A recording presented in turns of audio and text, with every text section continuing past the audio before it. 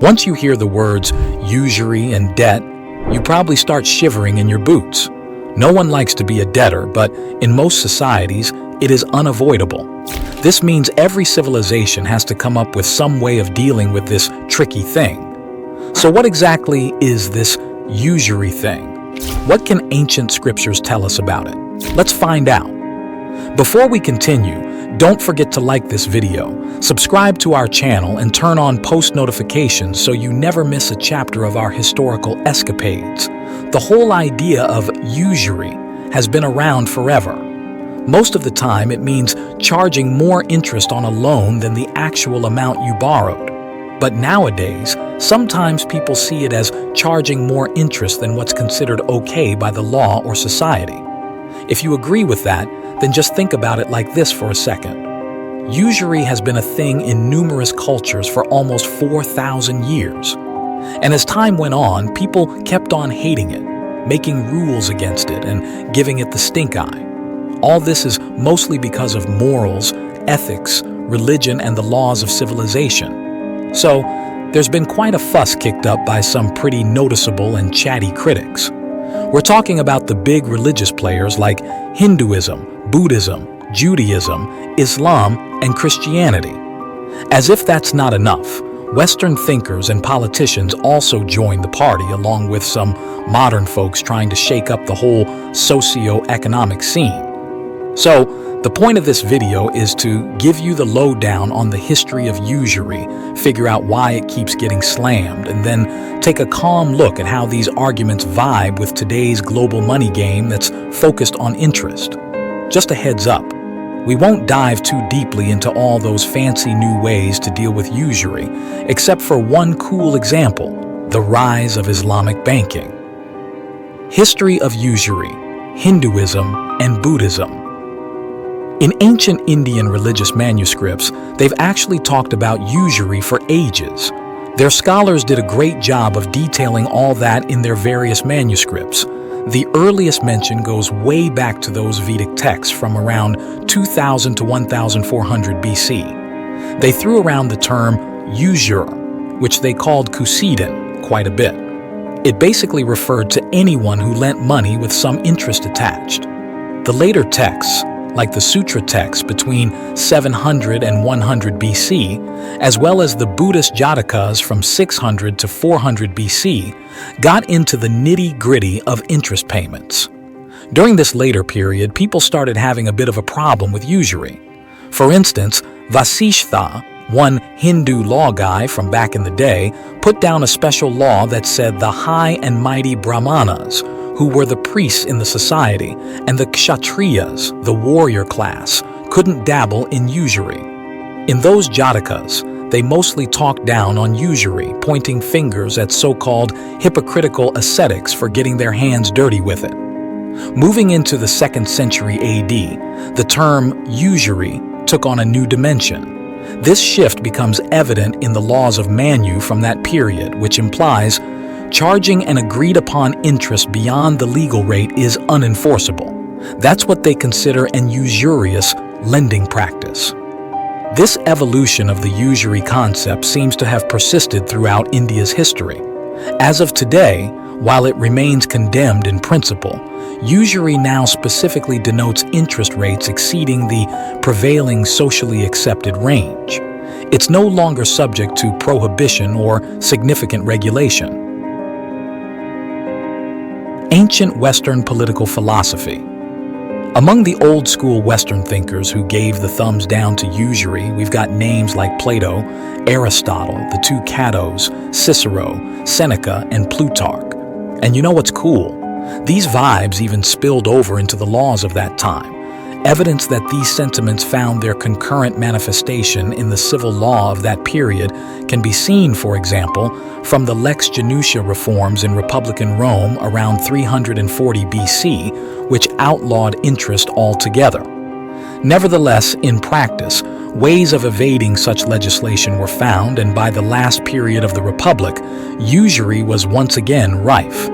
It was the Democratic Party in Rome who rededicated themselves to the cause of those suffering the burden of debt, and under the banner of Julius Caesar, a ceiling on interest rates of 12% was set, and later under Justinian, lowered even further to between 4% and 8%. Clearly, this left lots and lots of fertile ground for the assault on usury which the Church would mount following its Christianization of the Roman Empire. Usury in Islam. Certainly, here's a slightly more toned-down version. The criticism of usury within Islam goes way back to the time of Prophet Muhammad around 600 AD.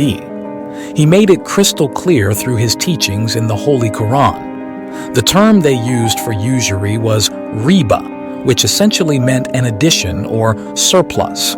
This term got linked to interest on loans, and Islamic economists Choudhury and Malik explained that by the era of Caliph Umar, saying no to interest had become a standard part of the Islamic economic system. However, it's worth noting that not everyone in the Islamic world was on the same page about this usury thing. In the 19th century, Sir Syed and his crew started this whole debate, suggesting a fine line between usury and interest. They argued that usury was more about lending for personal expenses, while interest was tied to lending for business purposes. Now, when we fast forward to today, there's something interesting happening. In today's world, there's this gradual shift toward interest-free financial setups worldwide. To get an idea of this, we can look to places like Iran, Pakistan, Saudi Arabia, and even institutions like the Dar al-Mal al-Islami in Geneva and Islamic trust companies in North America. So, what is behind this whole movement toward Islamic banking? Well, it's basically a modern spin on the usury concept, but we'll dive much deeper into that later on. Usury in Judaism. Criticism of usury in Judaism finds its origins in various biblical passages where the taking of interest is either forbidden, discouraged, or looked down upon.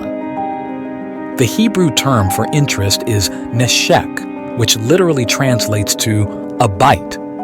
This is thought to signify the impact of interest from the debtor's perspective. In the related sections of Exodus and Leviticus, this term seems to apply primarily to lending to those in financial hardship. However, in Deuteronomy, the prohibition is broadened to encompass all forms of money lending, except for business transactions involving foreigners. Within the Levitical context, the terms tarbit or marbit are also used to describe the recovery of interest by the creditor. So, besides those biblical origins, there's this whole bunch of extra stuff in the Talmud that talks about interest rules. They call it avek ribbit, which is basically the dust of interest. It's like the fine print that applies to things like certain sales, rents, and work deals. There's also this thing called rubbit kazuza, which is like the actual interest you agree on with the lender. Here's the cool part. If the borrower coughs up the interest to the lender has to give it back if you ask. But that dust of interest stuff, once you've paid it, say goodbye because it's not coming back. And a contract that's got that dust on it won't fly legally. You won't believe this, but even though they said no to interest, it looks like people back in biblical times didn't really follow the rule book. There are Old Testament mentions where lenders were total hawks about getting their interest, and get this, from these elephantine papers, it seems like Jews in ancient Egypt around the 5th century BCE were all cool with slapping interest on loans. This charitable nature of the prohibition on interest suggests that its violation was not regarded as a criminal offense with penal sanctions attached, but rather as a moral transgression. You know the whole evasion thing? It's got some backstory too. Back in the Amoraic period in Babylonia, they realized that interest prohibition just didn't fit with their economic needs anymore. They came up with a legit-sounding heter iska deal, which basically meant you could partner up and do your interest thing without raising eyebrows. Fast forward to today, where it's the norm to toss around interest transactions like it's no big deal, all legit under Jewish law. Just slap on Alpi heter iska to your note or contract, and you're good to go. Usury in Christianity.